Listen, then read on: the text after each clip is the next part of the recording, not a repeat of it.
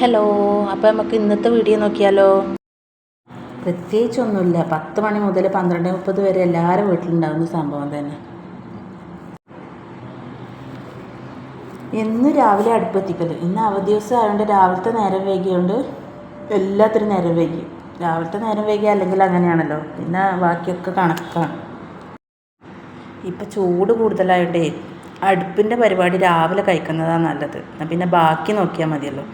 ഈ ചൂടത്തെ അടുപ്പിൻ്റെ അടുത്ത് നിൽക്കാൻ കഴിയില്ല, അത്രയ്ക്ക് ചൂടാണ്.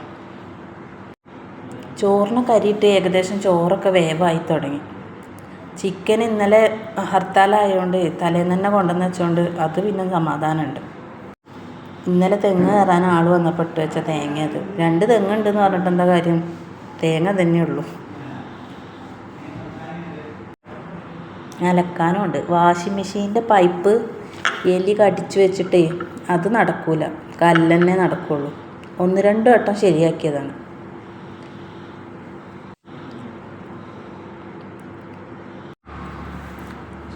ശരിക്കും എൻ്റെ അലക്കൊക്കെ രാവിലെ കഴിയല്ലോ. 8 മണിയാകുമ്പോൾ അലക്കും കഴിയും, ചോറൊക്കെ ഏകദേശം ആവുന്നതാണ്. ഇന്ന് എല്ലാം കണക്കായിപ്പോയി.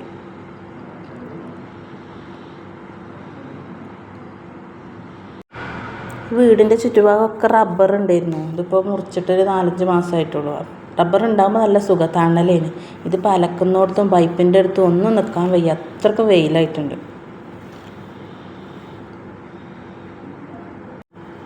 ചോറൊക്കെ വാർത്ത് വെച്ച് പച്ചക്കായ ഉണ്ടായി, പച്ചക്കായ തേങ്ങ അരച്ച് കറി വെക്കാമെന്ന് വിചാരിച്ച്.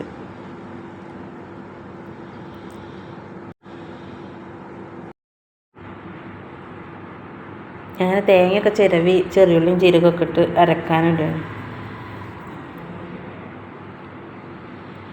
തേങ്ങയൊക്കെ അരച്ച് കറി കൂട്ടട്ടെ.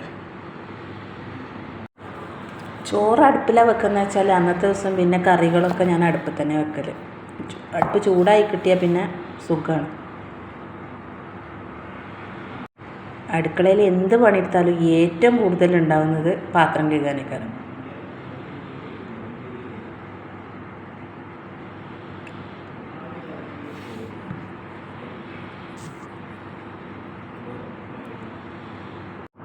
ചിക്കൻ പൊരിക്കാൻ വേണ്ടിയിട്ട് ആ അടുപ്പിൽ ചട്ടി വെച്ചുകൊണ്ട് എണ്ണ ഒഴിച്ചുകൊണ്ട് പിന്നെ ചൂട് ഓവറായിപ്പോയി.